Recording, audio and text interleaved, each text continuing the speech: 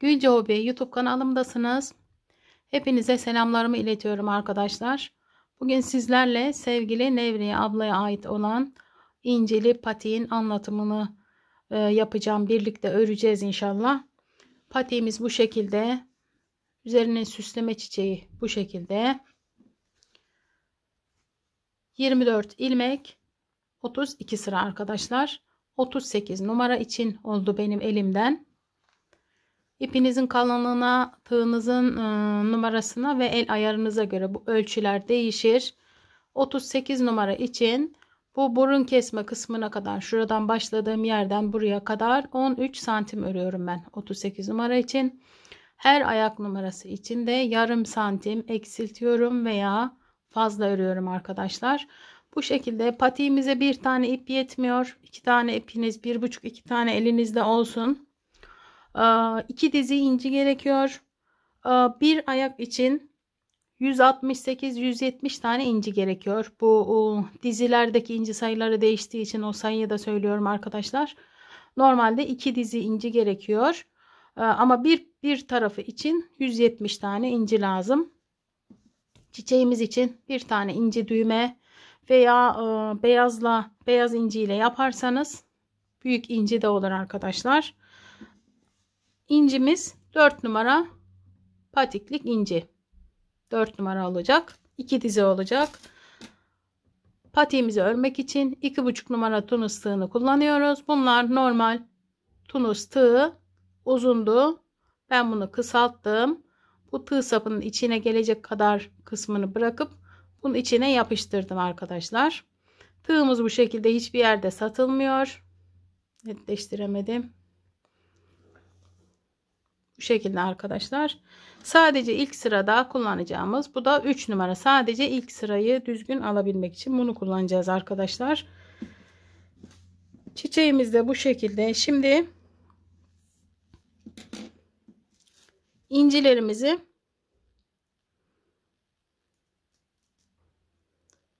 ipimize, incimizin ipini örgümüzün ipine bu şekilde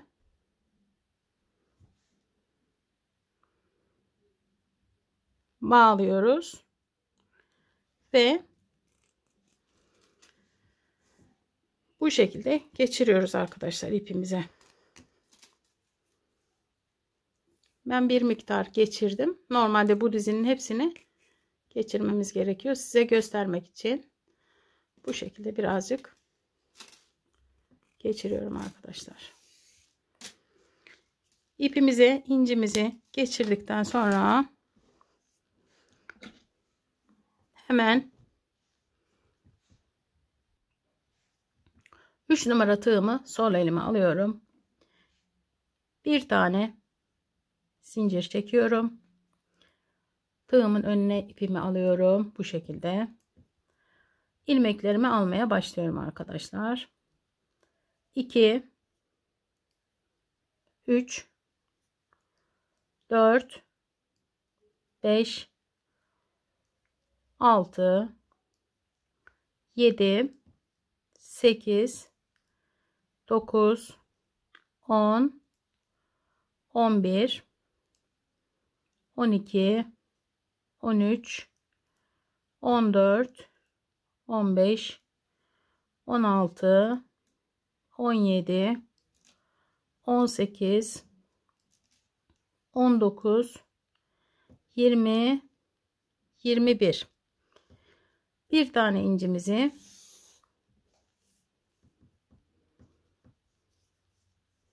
bu şekilde bakın öne aldım. 22.'ye arkadaşlar bir tane inci, 23, bir tane zincir ve bu tığımdakini ipimi öne alarak 3 numaraya takıyorum. 24 tane ilmek almış oluyoruz. Şimdi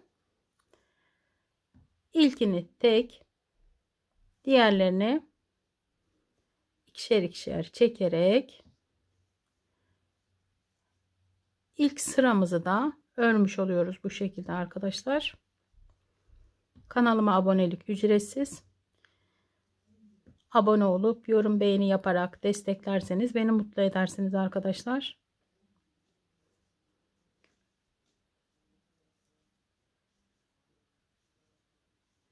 Üç numara ile işimiz bitti. Bunu bir daha kullanmayacağız.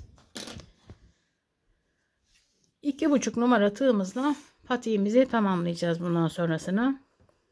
Şimdi ikinci sırayı düz olarak bir sıra öreceğiz. İkinci sıra düz.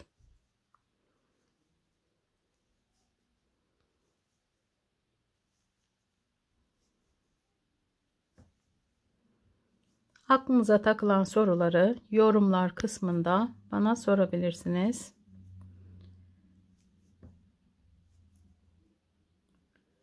Bu sonuncu ilmekleri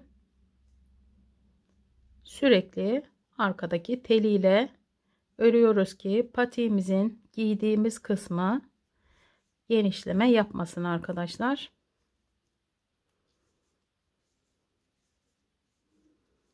İlmeklerimizi toplayarak geriye dönüyoruz.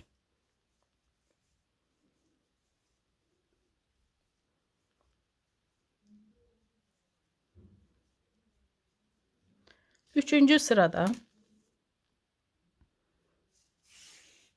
4 tane incimizi alalım bu şekilde. 2 3 4 5 6 7 8 ve 9. 2 4 6 8 9. İpimizi öne alıyoruz. Bir tane incimizi de bu şekilde, bakın, incimizi bu şekilde takıyoruz arkadaşlar. 9 taneyi örüyoruz, bakın. İpi öne alıyoruz. İncimizi de öne alıyoruz ve bir tane örüyoruz. Sonra bir tane ördük. 2 3 4 tane ördüm. İpimi yine öne aldım. Bir tane incimi taktım. Bu taktığımı da sayıyorum. 1 2 3 4. İpimi öne alıyorum. Bir tane incimi taktım.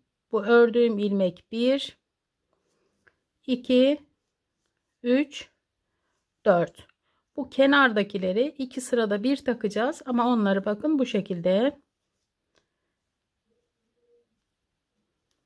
Bunların takımı bu şekilde arkadaşlar. Sondaki iki ilmeği de ördük. Yine şimdi ilkini tek, diğerlerini ikişer ikişer toplayarak üçüncü sırayı tamamlıyoruz. Şimdi videonun hızı size hızlı veya yavaş geliyorsa arkadaşlar, sağ üst köşede 3 nokta var. Oradan oynatma ayarlarından kendinize göre videonun hızını ayarlayabiliyorsunuz. Şimdi dördüncü sıradayız. Dördüncü sırada kenarda 2 3 4 5 ilmek örüyorum arkadaşlar. Sonra bakın, şu inciden önce 4 tane ilmek var önümde. Bakın, bu ördüğümüz sıra değil, bir alt sıra. Tam buradan bir tane ilmek çıkartıyorum. Sonra bu arkadaki ilmekleri eksiltme artırma yapmayın. Sıradan devam ediyorum. 1 2 3 4 tane. Bakın, bu inceye kadar geldik. Şimdi bu aynı yerden bir tane daha ilmek uzatıyorum. Sonra diğer iki incinin arada arkadaşlar, bakın, 2 4 tane ilmek var. Tam bu ikinci ilmeğin alt sıradan batıyorum. Bir tane ilmek uzatıyorum. Sonra yine 1 2 3 4 tane ilmeğimi ördüm. Tekrar bu son ilmek çıkarttığımız yerden bir tane daha çıkartıyorum. Diğer iki incinin aradan, bakın tam buradan bir ilmek daha uzatıyorum. Sonra 1 2 3 4 tane ilmek örüyorum. Yine geriye doğru en son ilmek uzattığımız yerden bir tane ilmek uzattım ve son olarak bakın bu inciden bir iki tane sonra buradan bir tane ilmek çıkarttım. 1 2 3 4 tane ördüm. Yine bu son çıkarttığımız yerden bir tane daha ilmek çıkarttım. Bakın V şeklinde 1 2 3 ve 4 tane bu şekilde modelimiz oluşacak. Sondaki 3 tane ilmeği normal şekilde ördüm. Sonra ilkini tek, diğerlerini ikişer ikişer bu şekilde yine çekiyoruz. Bakın şu uzattığımız ilmekleri tığımızdan dönüşte çıkartacağız arkadaşlar. Tekrar bunları çıkartarak, uzun olanları çıkartarak ilmeklerimizi topluyoruz.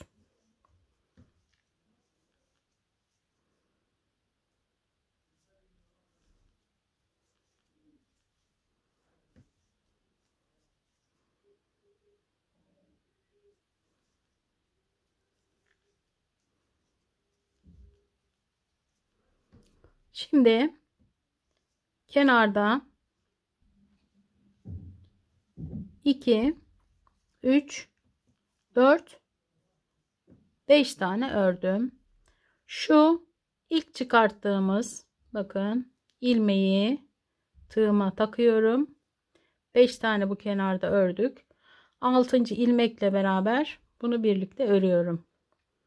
Arada 2 tane düz. Sonra diğer ilmeğimizi alıyorum ve sıradaki ilmeği bu şekilde örüyorum. Bakın bu ince ortada kalacak. Şimdi diğer uzattığımız ilmeği sıradan devam ediyorum. Arada modellerin arada 2 tane düz ilmek örüyorum ve yine bu alttaki ilmeği alıp sıradaki ilmekle birlikte örüyorum. Tam bu incilerimiz yine ortada kalıyor. Diğer alttaki ilmeği örüyorum. Arada 2 tane düz ve diğer ilmeği bu şekilde örüyorum. Diğer taraftakini ördüm. Arada 2 tane düz ve son olarak bu ilmeğimizi de buraya örüyoruz. Kenara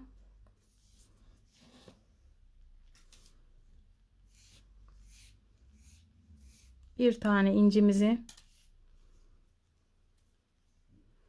bu şekilde takıyoruz.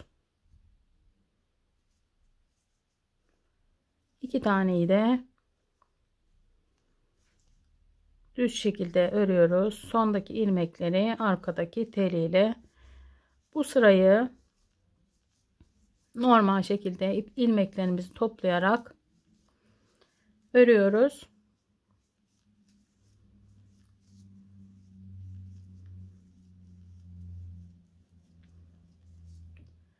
Beşinci sırayı bu şekilde ördük arkadaşlar. 6. sırada 2 3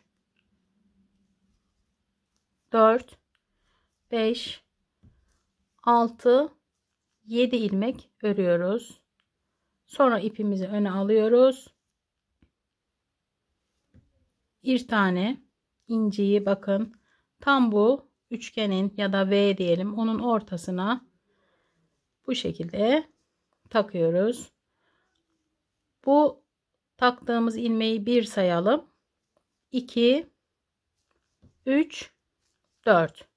Sonra yine ipimizi öne alalım. Bir tane inciyi takalım. Bu birinci ilmek.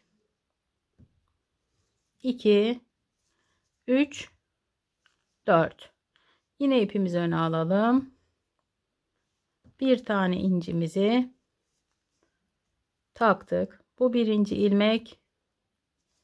2, 3, 4. Son olarak dördüncü incimizi de öne alarak bu şekilde taktık. Kalan ilmekleri normal şekilde örüyoruz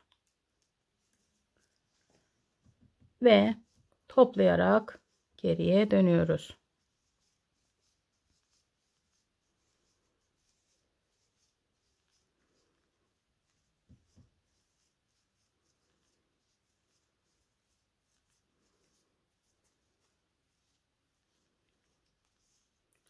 Bakın bu şekilde bir tane modelimizi yaptık.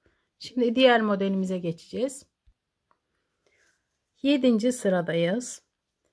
2, 3, 4, 5, 6, 7 tane ilmek ördüm. Bakın yine şuradaki işlemleri yapacağız ama bu tarafa doğru bakın. Şu ilmeği buraya tutturduğumuz yere arkadaşlar batarak tam o ilmeğin üzerinden bir tane ilmeği uzattım.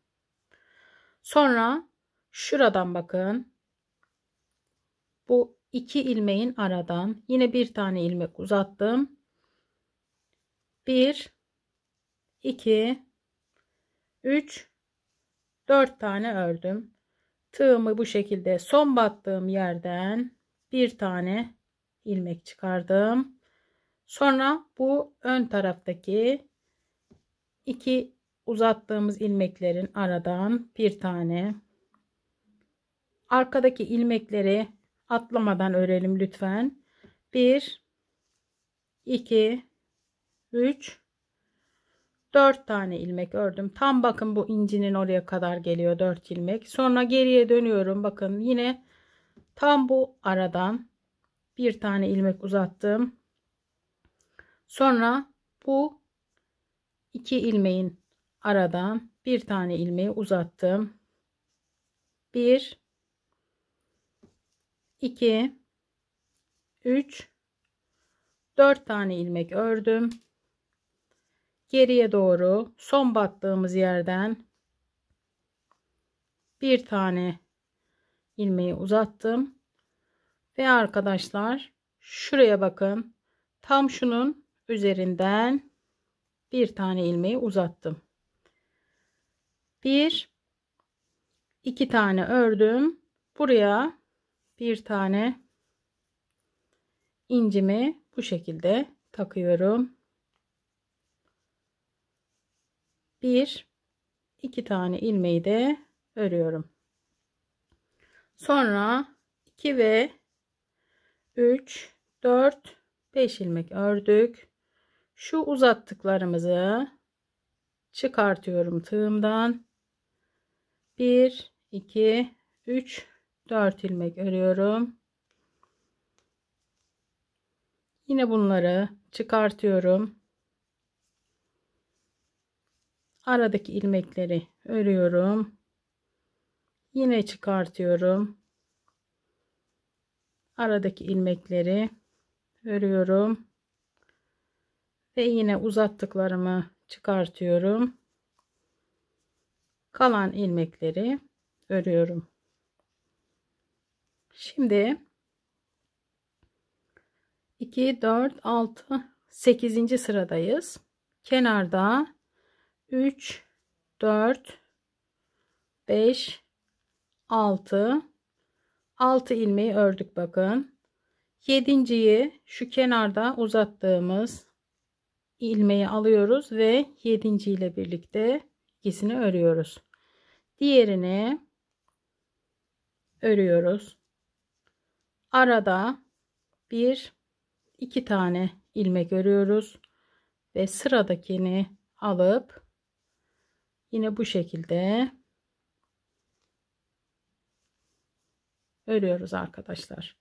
Arada 2 tane düz, alttaki uzattığımızı alıp sıradaki ilmekle ördüm ve diğerini ördüm. Arada 2 tane düz ilmeğimi ördüm. Uzattığım ilmeğimi aldım ve sonuncuyu 1 2 3 4 tane ilmeğimi ördüm. Bu sırayı geriye dönelim. Burada bir şey yok. Normal şekilde bu sırayı dönelim geriye. 8. sıra. 9. sıradayız. 2 3 4 5 6 7 8 9 tane ilmek örüyoruz. İpimizi öne alıyoruz. Bir tane inci takıyoruz. 2 3 4 ilmek örüyoruz. Bakın inciler tam bu ortaya gelecek, üçgenlerin ortaya arkadaşlar. İkinci inciyi taktım. Bu birinci ilmek. 2 3 4. Üçüncü inciyi buraya taktım. Yine bakın üçgenin tam ortaya geldi. Bir tığım da vardı. 2 3 4. Bu sayılar denk gelirse karıştırma yapmazsınız arkadaşlar. Bakın bu kenarda 2 4 5. incimizi takıyoruz kenara ve sondaki 2 tane ilmeği örüyoruz. Yine geriye dönelim bu sırayı da. 9 sıra ördük arkadaşlar. Bakın 2 tane modelimizi tamamlamış olduk. Şimdi 3. modeli yapacağız. 10. sıradayız. Kenarda 2 3 4 5 tane ilmek ördüm. Sonra bakın tam bu incinin ortasına gelen yer ve bakın bu ilmeği yukarı tutturduğumuz yerin arasından bir tane ilmeği uzattım. 1 2 3 4 tane ilmek ördüm. Geriye doğru bakın bu ilmeği uzattığımız yerden bir tane daha ilmek uzattım. İkinciyi tam buradan 1 2 3 4 tane ilmek ördüm. Son ilmek çıkarttığım yerden bir tane daha çıkarttım. Diğerini bu aradan 1 2 3 4 tane ördüm. Son ilmek çıkarttığım yerden bir tane daha ilmek çıkarttım. İkincisini bakın tam bu aradan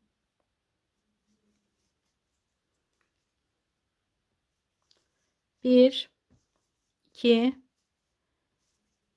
3 4 ilmek ördüm ve son ilmek çıkarttığım yerden bir tane ilmek çıkarttım.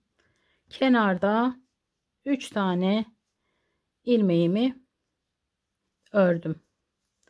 Geriye dönüyorum. Bu uzattığım ilmekleri çıkartarak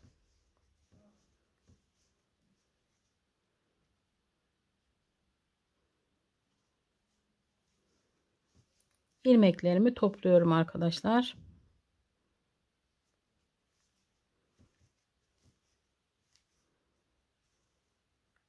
Başta belki biraz zorlanabilirsiniz ama eliniz alışınca gerçekten çok zevkli bir model.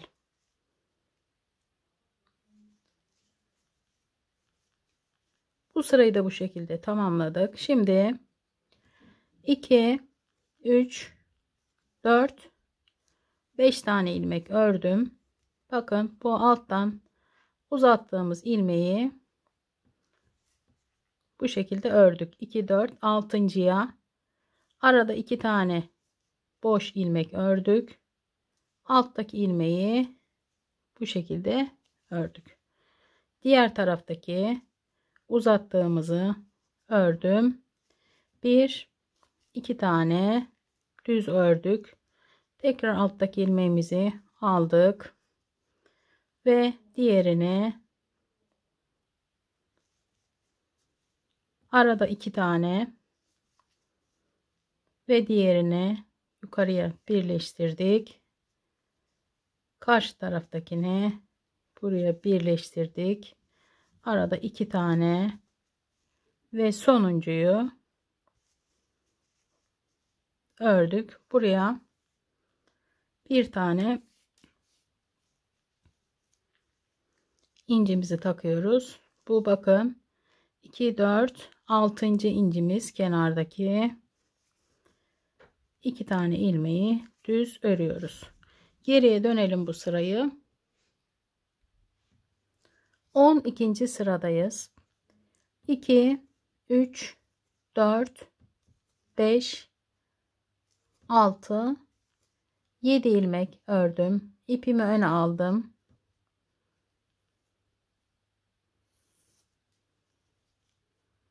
Bir tane inciyi bu şekilde buraya yerleştirdim arkadaşlar. Bir tane bu ilmek, 2 3 4 tane ördüm. Tekrar bakın tam bu ortalara gelecek. Bir inci daha yerleştirdim. 1 2 3 4 ilmek ördüm. İpimi öne aldım. Bir inci de buraya yerleştirdim. 1 2 3 4 sonuncu inciyi de buraya yerleştirdim. Kalan ilmekleri normal şekilde ördük. Bakın bu inciden sonra 2 4 5 ilmek. Geriye dönelim. 13. sıradayız. 2 3 4 5 6 7 ilmek ördüm. Tığımı bakın bu alttan çıkarttığımız ilmeğin üzerinden bir tane ilmek çıkarttım. İkinciyi tam buradan, sonra 1 2 3 4 tane ilmek ördüm. Tığımı geriye doğru son ilmek çıkarttığım yerden bir tane ve tam buradan bir tane, sonra 1 2 3 4 tane ördüm. Geriye dönüyorum. Son ilmek çıkarttığım yerden bir tane ilmek çıkartıyorum ve buradan ikinciyi çıkartıyorum. Arada 4 tane ilmek örüyorum. Geriye dönüyorum. Son ilmek çıkarttığım yerden bir tane ilmek çıkartıyorum ve sonuncu ilmeği de tam buradan bakın. Sonra 1 2 tane örüyorum. Kenardaki incimi takıyorum ve kalan 2 ilmeği de örüyorum. Geriye dönüyoruz bu şekilde. Bu uzattığımız ilmekleri tığımızdan çıkartarak diğer ilmeklerimizi örüyoruz.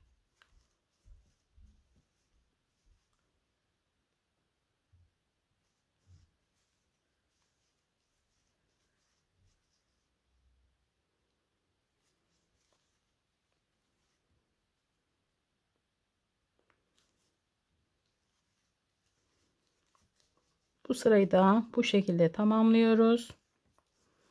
Sonra 2, 3, 4, 5, 6 ilmek örüyorum. 7.'ye bu alttan uzattığım ilmeği bu şekilde birleştiriyorum. Ve diğerini örüyorum bu şekilde. Arada 2 tane düz örüyoruz. Alttakini bu şekilde birleştiriyoruz ve diğerini aralarda 2 tane düz örüyoruz. İlmeklerimizi bu şekilde yukarı birleştiriyoruz arkadaşlar. Aralarda 2 tane düz örüyoruz.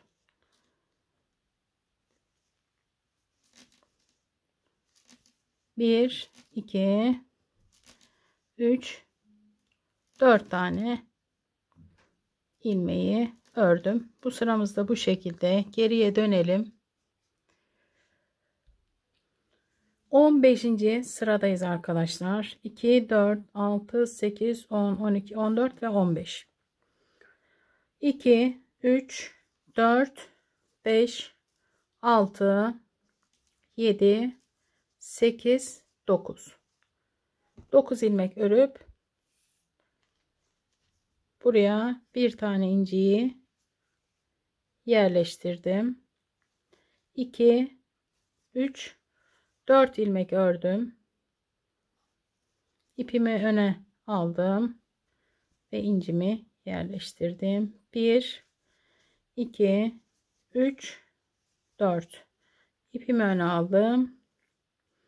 İncimi yerleştirdim. 1, 2, 3, 4. Sonuncu incimi bu şekilde kenara yerleştirdim. Geriye dönelim arkadaşlar. 16. sıradayız arkadaşlar. Bu 16. sıra, bakın şurada modeli ilk koyduğumuz sırayla aynı. Şimdi burada bu sırayı da birlikte örelim. Kalanını siz kendiniz öreceksiniz. Yapamayan arkadaşlar, şurada 4. sırada modeli koymuştuk. Buradan videoyu başa çekerek buradan tekrar izleyebilirsiniz. Aynı şekilde yapabilirsiniz. 2, 3, 4 ve 5. 5 tane kenarda ördük. Burası 16. sıramız arkadaşlar. Bir tane bakın tam ortadan ilmeği uzattım. 2, 3, 4 tane ilmek ördüm. Geriye doğru aynı yerden bir tane ilmek çıkarttım. Ve buradan diğer ilmeğimi çıkarttım. 1, 2, 3, 4 tane ilmek ördüm. Geriden aynı yerden bir tane ilmek çıkarttım. Ve diğer bakın bu üçgenin üzerinden bir tane ilmek çıkarttım. 1, 2, 3, 4 tane ördüm. En son ilmek çıkarttığım yerden bir tane ve bakın buradan diğerini, sonra 1, 2, 3, 4 ilmek ördüm. Son ilmek çıkarttığım yerden bir tane ilmek çıkarttım. Kenardaki 3 ilmeği de ördüm.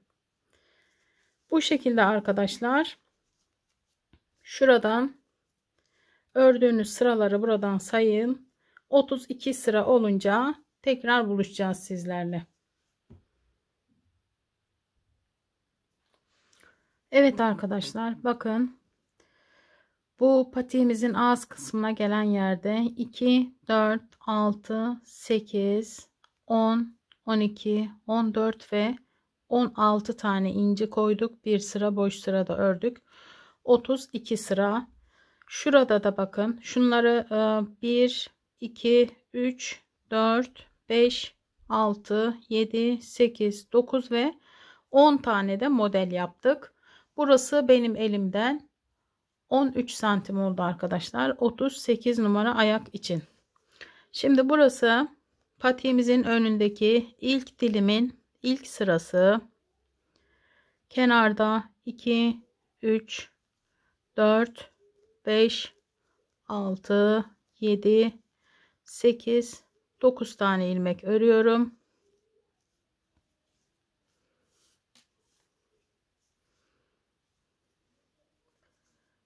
Bir tane inci takıyorum.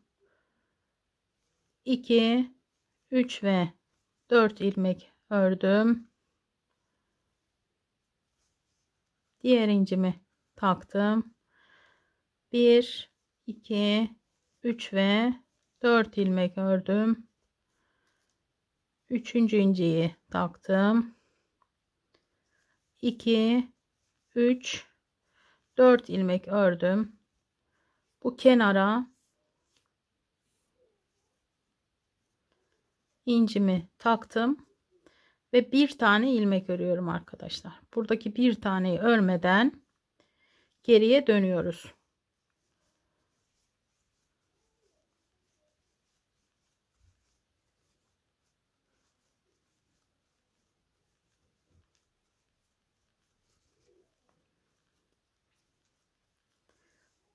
İkinci sırada 2, 3, 4, 5 tane ilmek örüp buradan ilmeğimi çıkartıyorum. 1, 2, 3 ve 4 ilmek örüyorum. Aynı yerden bir ilmek daha çıkartıyorum ve bu üçgenimin ortadan bir ilmek daha çıkartıyorum. 1, 2, 3 ve 4 ilmek. Son ilmek çıkarttığım yerden bir ilmek ve sonrasından bir ilmek. 1, 2, 3, 4 tane ilmek örüyorum. Son ilmek çıkarttığım yerden bir ilmek ve buradan diğerini 1, 2, 3, 4 ilmek örüyorum. Son ilmek çıkarttığım yerden bir ilmek çıkartıyorum. Burada bakın incili ve inciden sonraki ilmeği bırakarak şimdi yine bu son uzattığım ilmeği çıkartıyorum ve ilmeklerimi toplayarak geriye doğru dönüyorum. Aşağıdaki gibi yine başta anlattığım gibi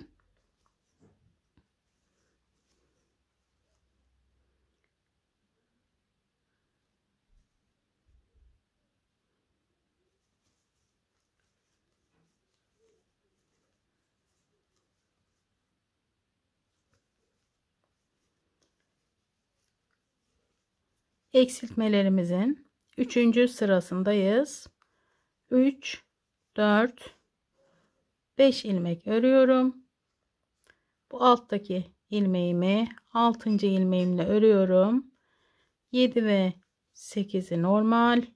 9. ilmeği uzattığım ilmekle 10. ilmeği diğeriyle 2 tane normal örüyorum. Diğer uzattığım ilmeği ve diğerini 2 tane örüyorum. Uzattığım ilmekle sıradakini örüyorum ve diğer sıradakini bir tane daha düz örüyorum. Bakın burada 2 tane ilmeği bırakıyorum ve şu ilmeğimizi de burada bırakıyoruz arkadaşlar. Geriye dönüyoruz.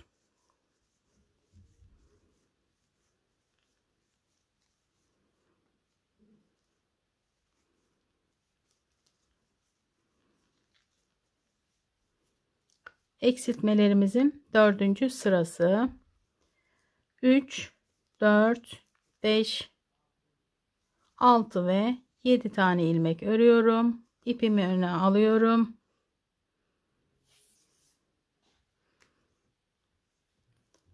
Bir tane incimi taktım. 1 2 3 4 ilmek ördüm. İpimi öne aldım. İkinci incimi taktım. 1 2 inci ile beraber 4 tane ilmek ördüm arkadaşlar. İnciyi taktığım ilmekle. Şimdi bir inci daha takıyorum. Bu 1 ve 2 ilmek örüyorum. Buradaki bakın 2 ilmeği yine bırakarak geriye doğru dönüyoruz.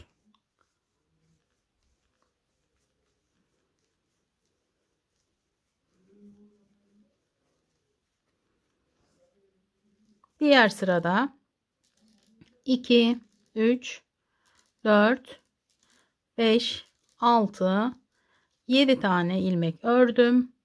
Bu bakın burada ilmeği tutturduğumuz yerden bir tane ilmek çıkarttım ve diğer üçgenin üzerinden bir ilmek çıkarttım.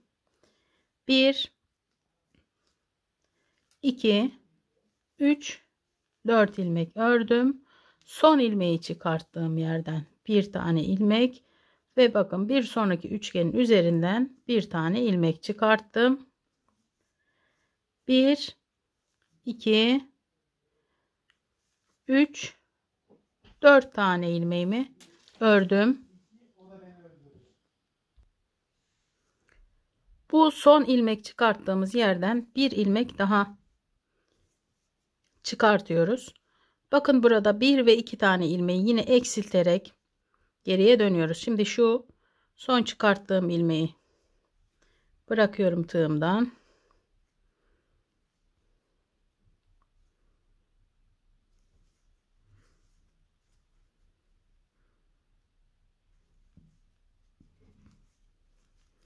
Bu şekilde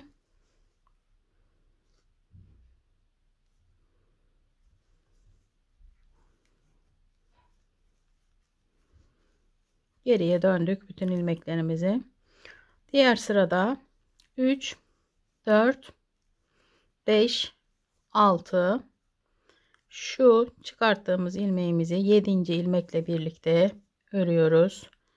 Diğerini 8. ile arada 2 tane ilmek örüyoruz. Alttaki uzattığımız ilmeğimizi bu şekilde diğeriyle örüyoruz. Diğerini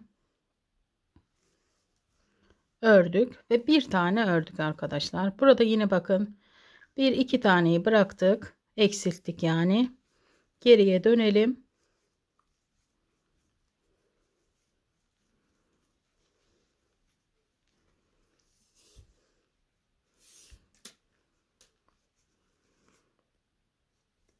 İki, üç, dört, beş, altı, yedi, sekiz, 9 ilmek ördük. Bakın şuradaki üçgenimizin araya bir tane inciyi taktım. Bir ve 2 tane ilmek ördüm. Buradaki 2 taneyi yine eksilttik. Geriye dönüyorum.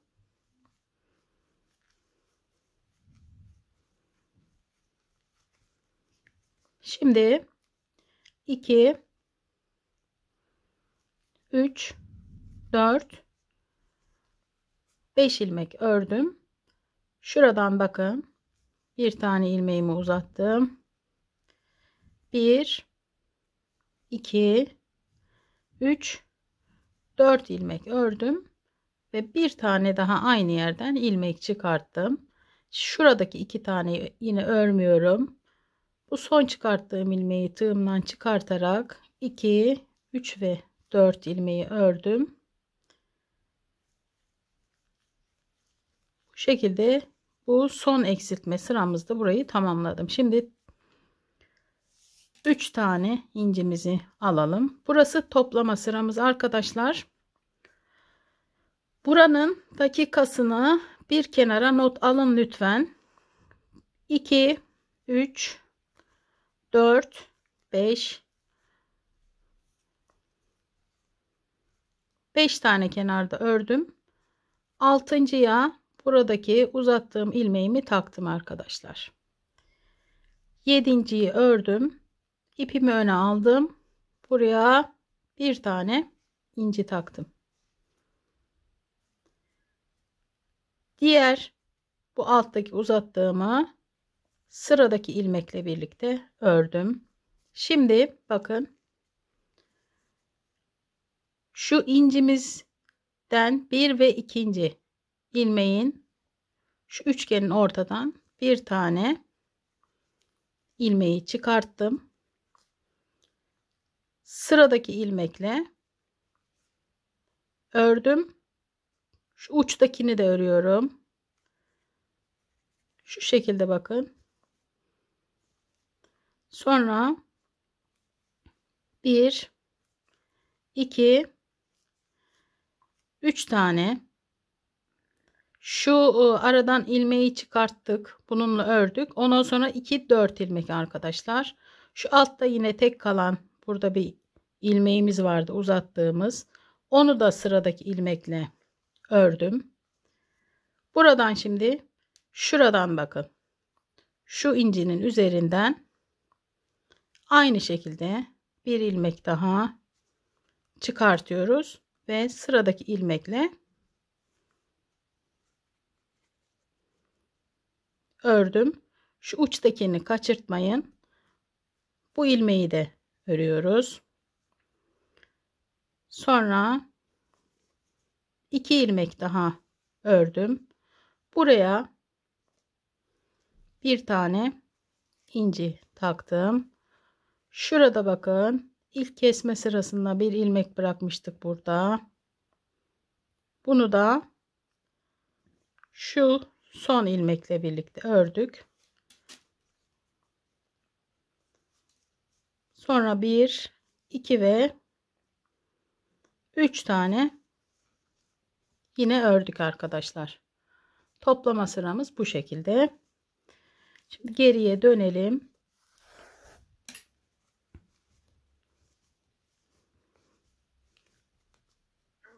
Bu ilk dilimimizde arkadaşlar.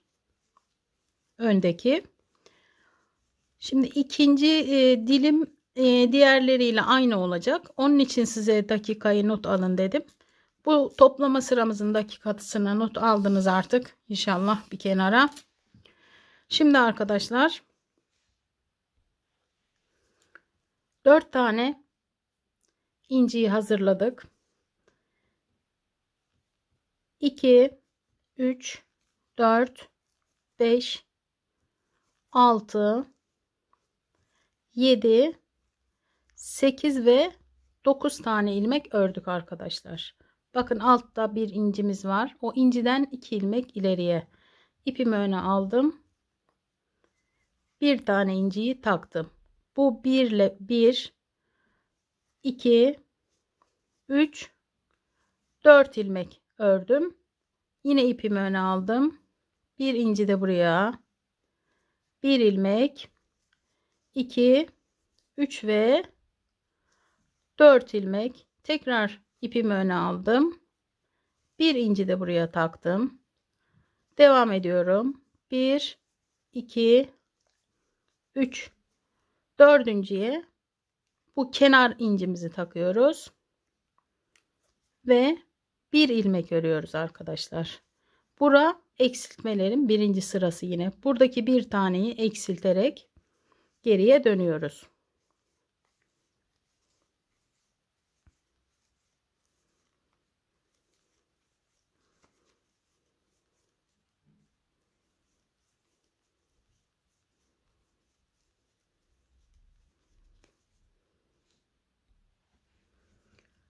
İkinci dilimin ilk sırasını ördük. Şimdi ikinci sırasındayız.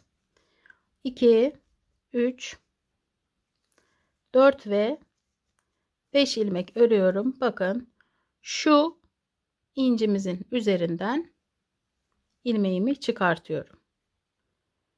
Sonra 1 2 3 4 ilmek örüyorum. Yine aynı yerden bir ilmek daha çıkartıyorum. Sonra bakın tam buradan Diğer ilmeği çıkartıyorum. 1 2 3 4 ilmek örüyorum. Yine aynı yerden ilmeğimi çıkartıyorum. Sonra diğerini bakın şu incinin üzerinden çıkarttım. 1 2 3 4 tane ördüm. Yine aynı yerden diğer ilmeğimi çıkarttım. Diğerini arkadaşlar şu incimizin üzerinden çıkartıyoruz. Sonra 1 2 3 4 ilmek örüyoruz. Yine son ilmek çıkarttığımız yerden bir ilmek daha çıkartıyoruz. Şimdi burada bakın incili ve inciliden sonraki ilmeği bırakarak eksilterek geriye dönüyoruz ilmeklerimizi çıkartarak.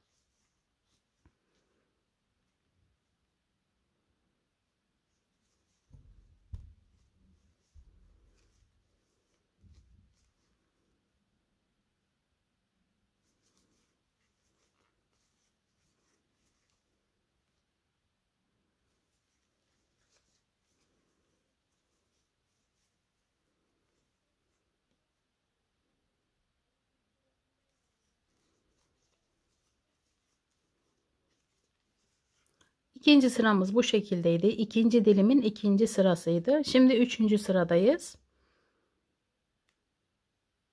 2 3 4 5 ilmek ördüm.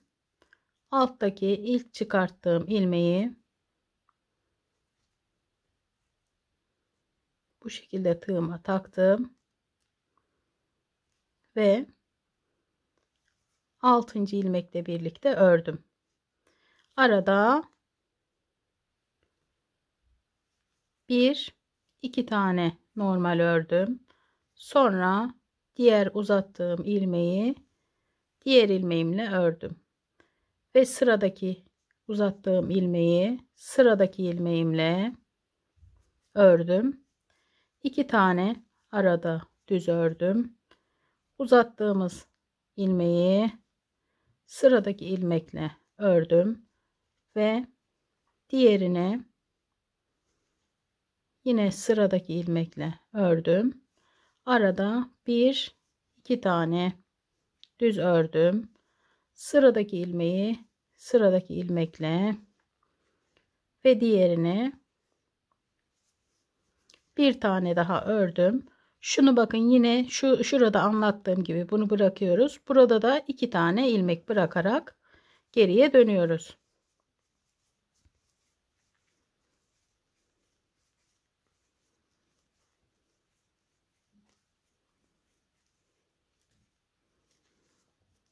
Şimdi diğer sırada 3 4 5 6 7 tane örüyorum. İpimi öne alıyorum.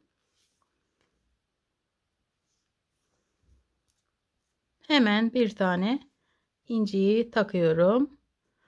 1 2 3 4 ilmek örüyorum. Bakın yine buradaki üçgenin tam araya denk gelecek. Bir tane inciyi de buraya taktım. Bir ördüm. 2 3 4 tane. Yine ipimi öne aldım. Bir inci daha taktım. Ve bir ilmek ördüm. Burada 2 tane yine eksilttik. Geriye dönüyoruz.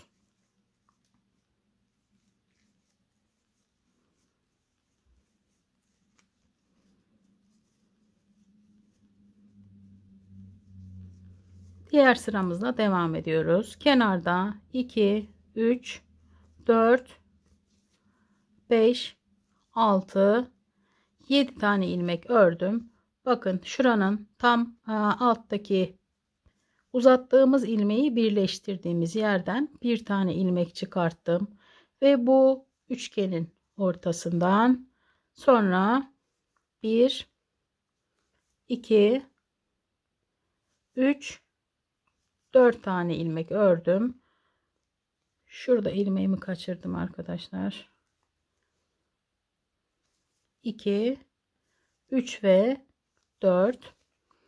Bu son ilmek çıkarttığım yerden bir tane ilmek çıkarttım ve devamındaki bakın bu üçgenin üzerinden bir ilmek çıkarttım. 1 2 3 4 tane ördüm ve bu son ilmek çıkarttığım yerden bir tane ilmek çıkarttım. Buradaki iki ilmeği eksilterek geriye dönüyorum.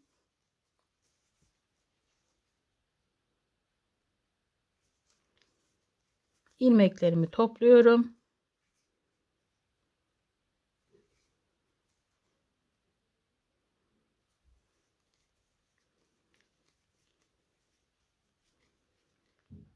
Diğer sırada 2 3 4 5 ve 6 ilmek örüyorum.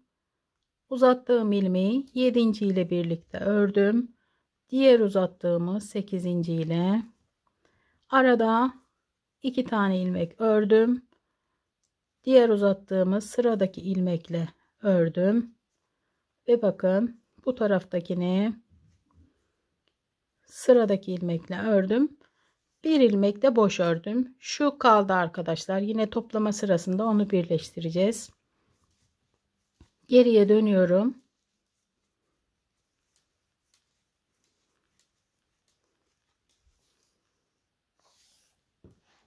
Şimdi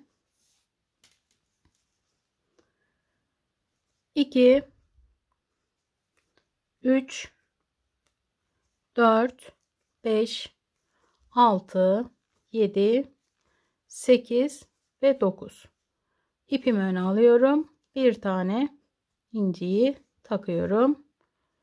Bir tane daha örüyorum. Buradan iki tane yine eksilterek geriye dönüyoruz.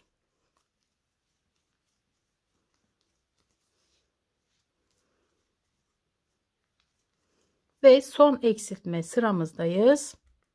2 3 4 5 tane ördükten sonra bu üçgenin üzerinden bakın bir ilmek çıkartıyorum. 1 2 3 ve 4 ilmek örüp tekrar aynı yerden bir tane ilmek, sonra şuradaki iki tane eksilttik. Bakın ilmeğimi çıkarttım, uzattığımı ilmeklerimi topluyorum arkadaşlar.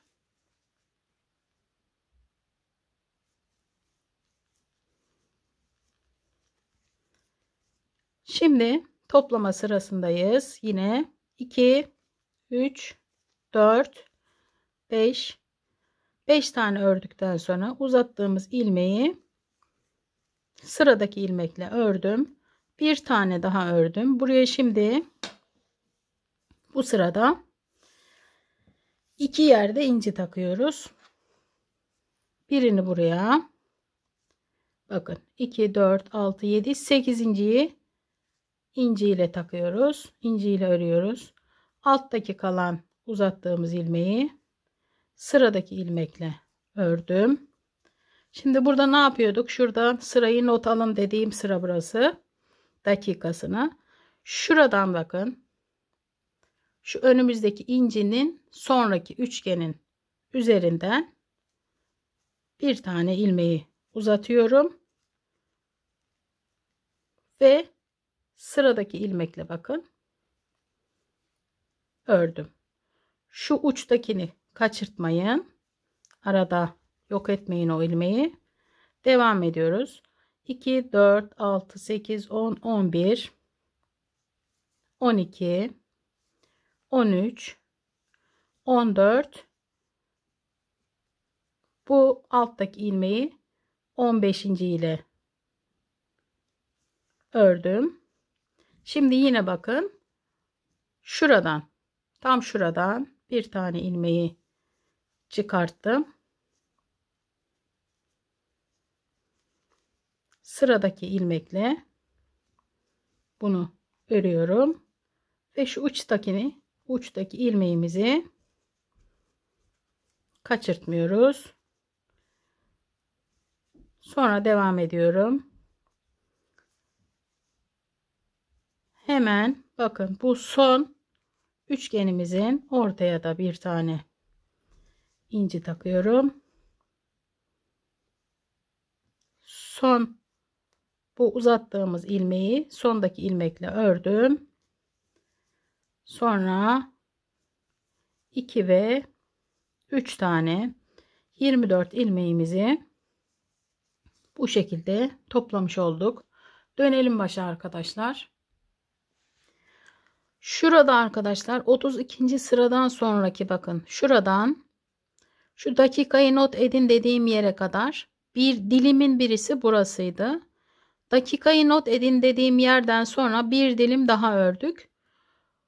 Bu not edin dediğim dilimden 4 tane daha örüyorsunuz. Yani şu baştaki 1, bu da 2, toplam 6 tane olacak arkadaşlar. Bununla dakikayı not edin dediğim yere videoyu geri çekiyorsunuz. Bundan 4 tane daha örüyorsunuz arkadaşlar. Sonra buluşuyoruz.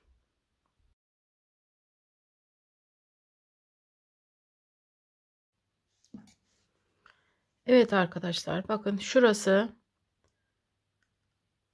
burundaki dilimlere başladığımız sıraydı. Bakın şu ilk dilimi ve ikinciyi birlikte ördük sizinle. Şurası sırasını not alın dediğim sıraydı. Bu şekilde bakın. Bir dilim burası, 2, 3, şurası 3, şurası patiğimizin tam ortası, şu dördüncü, şu beşinci ve son olarak 6. dilimin toplama sırasındayız.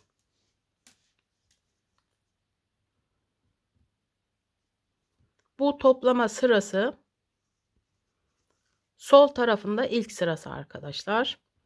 Kenarda 2, 3, 4, 5 tane örüyorum.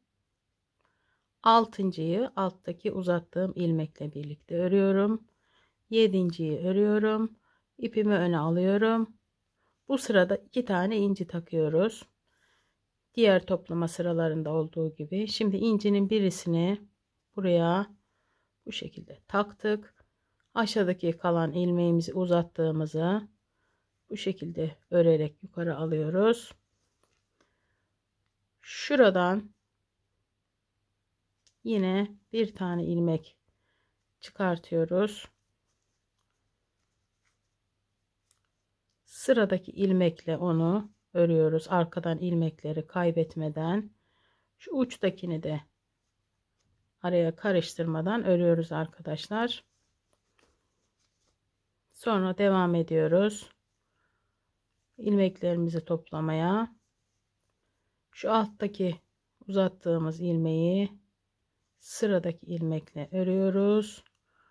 Bir tane şu aradan ilmek çıkartıyoruz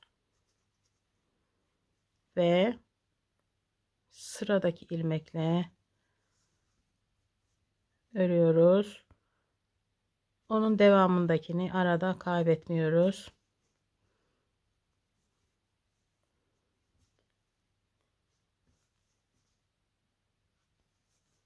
Ve bakın şu son araya bir tane daha incimizi takıyoruz. Şu uzattığımız alttaki son ilmeği de buraya örerek kenardaki 3 ilmeği de örüp toplama sıramızı bitiriyoruz. Burası sol tarafın birinci sırası arkadaşlar. Sağ tarafa 32 sıra örmüştük. Sol tarafa da 32 sıra öreceğiz. Buraya isterseniz bir işaret atın. Sol tarafın birinci sırası burası.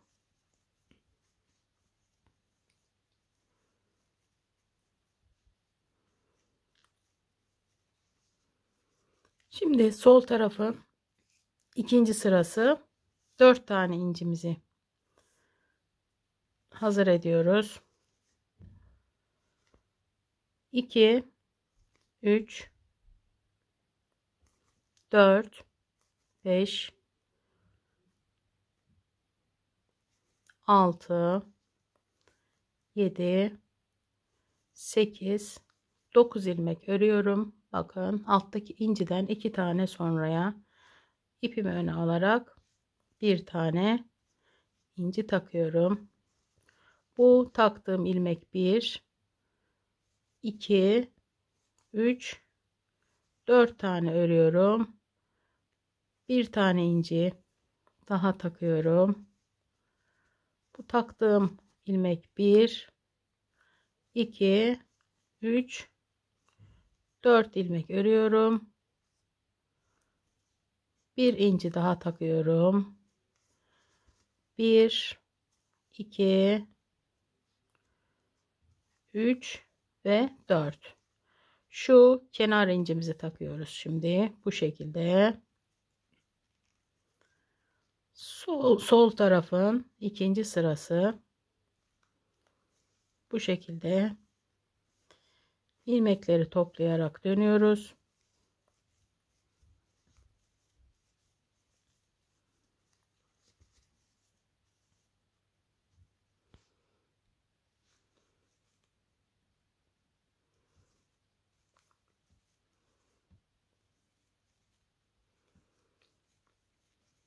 Sol tarafın 3. sırasında şimdi modellerimizi koymaya başlayacağız arkadaşlar. 2 3 4 5 5 ilmek ördükten sonra bakın şuradaki incimizin üzerinden hemen bir tane ilmek uzattım. Arada 1 2 3 4 ilmek ördüm. Tekrar aynı yerden bir tane daha ilmek uzattım. Sonra bakın şu aradan yani iki tane incinin bakın iki incinin arada 4 ilmek var. Ortadan ve aşağıdan bir tane ilmeği uzattım. 4 tane ilmek örüyorum. 2 3 4 aynı yerden bir ilmek daha çıkartıyoruz. Sonra bakın diğer iki incinin aradan buradan bir tane ilmek çıkartıyorum. Ortada 1 2 3 4 ilmek örüyorum. Tekrar aynı yerden bir ilmek daha uzatıyorum ve şu incinin üzerinden arkadaşlar bir ilmek çıkartıyorum. Arada 1 2 3 4 ilmek örüyorum. Tekrar bu son ilmek çıkarttığım yerden bir tane ilmek çıkartıyorum. Kenardaki 1 2 ve 3 ilmeği normal örüyorum. Bu sırayı geri dönelim normal modeli yaptığımız gibi. Sol tarafın 4. sırasındayız. Kenarda 3 4 5 tane ilmek ördüm. Alttaki uzattığım ilmekle sıradaki ilmeğimi ördüm. 2 tane düz örüyorum. Diğer uzattığım ilmeği örerek ve karşı taraftakini örerek devam ediyorum. Üçgenlerin araya 2 tane düz örüyorum. Sonra diğer uzattığımı ve karşıdakini 2 tane normal örüyorum. Diğer uzattığımı örüyorum sıradan. Karşıdakini alıyorum. Bu tarafa birleştiriyorum. 2 tane normal örüyorum. Ve son uzattığımız ilmeği de bu şekilde ördük. Buraya bir tane inci takıyoruz. Kenardaki 2 tane ilmeği de normal şekilde örüyoruz. Geriye dönelim. Şuradan sayabilirsiniz. Bakın 2 4 5. sıradayız. Sol tarafın 5. sırası. 3 4 5 6 7 tane ördüm. ipimi öne aldım. Bir tane incimi takıyorum. 1 2 3 4 tane ördüm. Yine ipimi öne alıyorum. Bir inci takıyorum. 1 2 3 4 tane ördüm. İncimi takıyorum. 1 2 3 4. Dördüncü incimi de buraya takıyorum. Kalan ilmeklerimi normal olarak örüyorum. Geriye dönelim yine.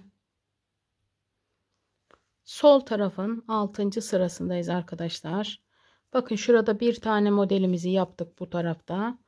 İkinci modelimize başlayalım ve bu tarafın anlatımına kendiniz devam edin artık. 2 4 5 6 7 tane örüyorum. Yine bakın bu sağ tarafta anlattığım gibi üçgenler yapmaya başlıyoruz. Şu son uzattığımız ilmeği birleştirdiğim yerden bir tane ilmek uzattım ve diğer üçgenin üzerinden bir tane uzattım. Arada 4 tane 2 3 ve 4 tane ördüm. Tekrar son ilmek çıkarttığım yerden bir ilmek uzattım ve diğer ön taraftaki üçgenin üzerinden arada 4 ilmek örüyorum. Tekrar son ilmek çıkarttığım yerden bir ilmek ve diğer ön taraftaki üçgenin üzerinden arada 4 tane ilmek, 3 ve 4, son ilmek çıkarttığım yerden bir ilmek ve bu alttaki uzattığımız ilmeğin üzerinden bir tane ilmek. 1 2 tane örüp şu kenar incimizi takıyorum. 2 tane ilmeği de bu şekilde örüyorum. Modelimiz bakın arkadaşlar, ikinciyi de şuradan itibaren ikinciyi de sizinle birlikte yaptık. Sol tarafta kaç tane ördüyseniz aynı o şekilde bu sağ tarafta kaç tane ördüyseniz sol tarafta da o kadar örüyorsunuz ve buluşuyoruz arkadaşlar. Evet arkadaşlar, 32 sıra sağ tarafta örmüştük. 32 sırada sol tarafta bu şekilde ördüm. Bakın son sırayı bu şekilde ilmeklerimizi içinden ilmek kaydırarak tamamlıyoruz arkadaşlar. Bu şekilde tamamlayalım bütün ilmekleri. Son sıramızı da bu şekilde tamamladıktan sonra arkadaşlar, şimdi geldik taban yapımına.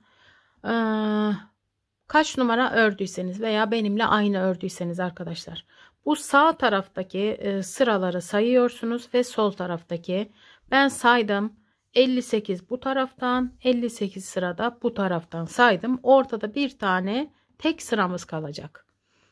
Şimdi bu bizim taban yapımı için dikkate alacağımız sıra. Buradan bu 59. 58 bu tarafta, 58 de diğer tarafta. Bu 59. arkadaşlar. Bunun 1 2 3 4 ve 5 tane sağından geriye doğru sayıyorum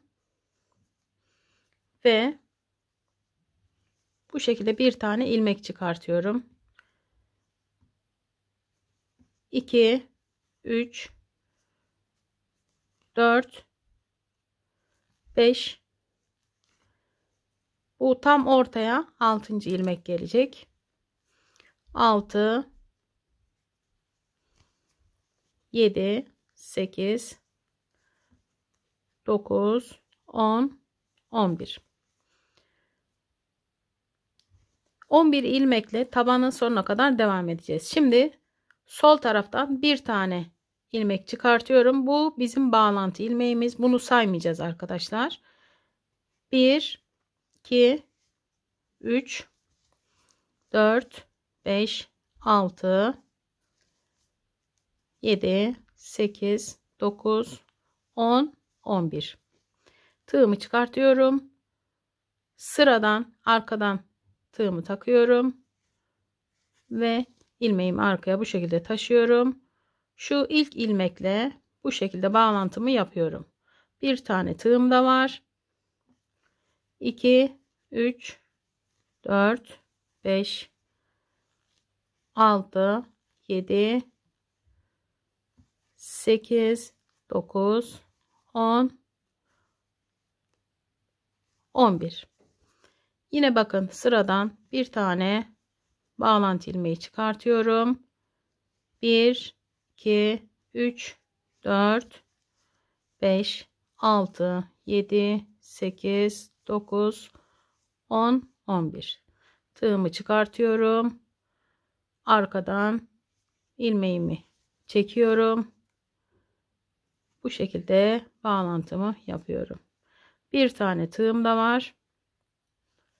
2, 3, 4, 5, 6, 7, 8, 9, 10, 11. Bir tane bağlantı ilmeği çıkartıyorum. 1, 2, 3, 4, 5, 6, 7, 8, 9, 10, 11. Tığımı çıkarttım. Arkadan çekiyorum ilmeğimi. İlk ilmekle bağlantımı yapıyorum. Bir tane tığım da var. 2, 3, 4, 5, 6, 7, 8, 9, 10, 11. Bir tane bağlantı ilmeği çıkarttım ve 11 ilmeğimi toplayarak geriye dönüyorum ve sağ tarafla da bağlantımı bu şekilde yapıyorum arkadaşlar. Bu şekilde patiğimizin topuk kısmına kadar devam ediyoruz. Bütün tabana bu başlangıç kısmını göstermiştim arkadaşlar. 11 ilmekle sıradan devam ederek bakın. Bu kenarda 1, 2, 3 ve 4 tane kalana kadar 11 ilmekle ördüm. Şimdi tığımda bir ilmeğim var. 2, 3. 4 ve 5. ilmeği birlikte örüyorum. Bir tane normal örüyorum. Sıradaki 2 taneyi birlikte örüyorum.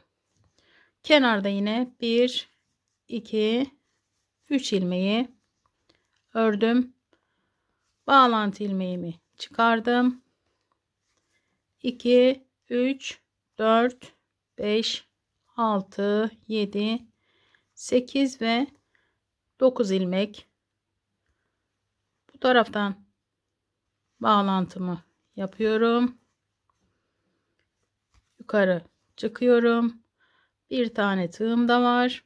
2, 3. Sıradaki 2 taneyi birlikte örüyorum. Bu ördüğüm 2 tanenin ikincisiyle diğer ilmeği birlikte örüyorum ve bu taraftaki 3 tane ilmeği yine 3 sağda 3 solda birleştirme ilmeğimi çıkarıp 1, 2, 3, 4, 5, 6, 7 ve 8 ilmek kaldı arkadaşlar.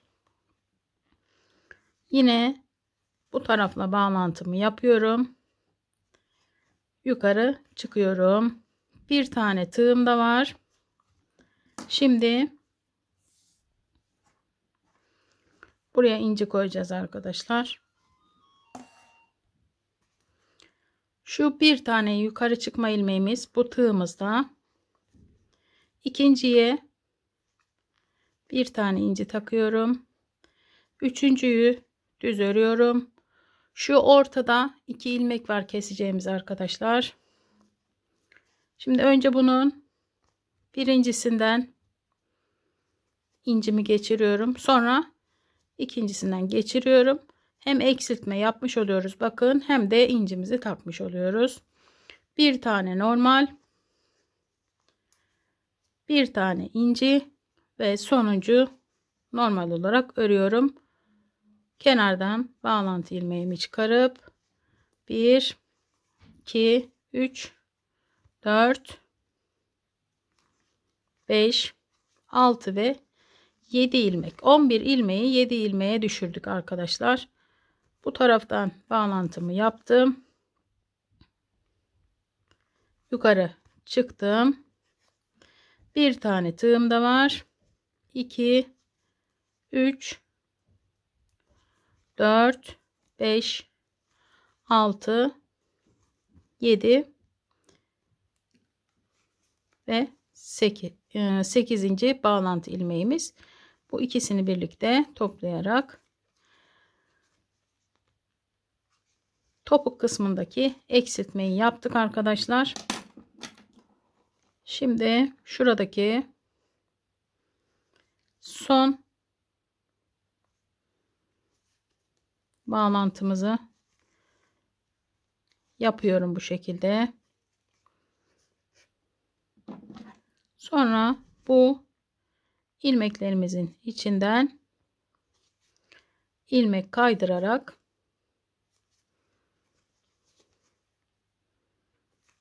bu kısmı bitiriyoruz. Bu eksiltmeyi eğer ayağınıza deniyorsunuz, gerekiyorsa yapın arkadaşlar. Gerekmiyorsa 11 ilmekle buraya kadar örebilirsiniz. Şimdi kenar tığlama için 3 numara tığımı alıyorum. Bu kenardan bakın, şuralardan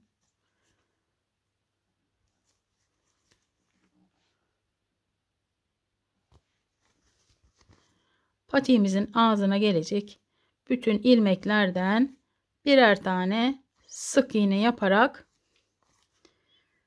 patiğimizin bütün kenarına önce sık iğne ile geçiyoruz bir sıra.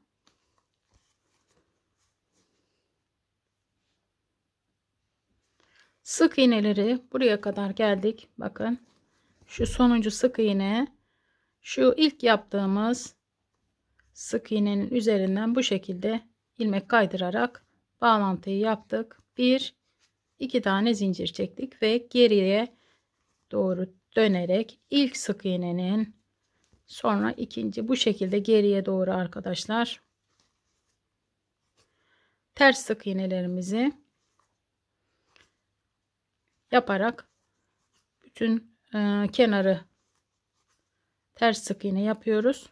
Burası da patiğimizin son sırası. Bu şekilde tamamlıyoruz.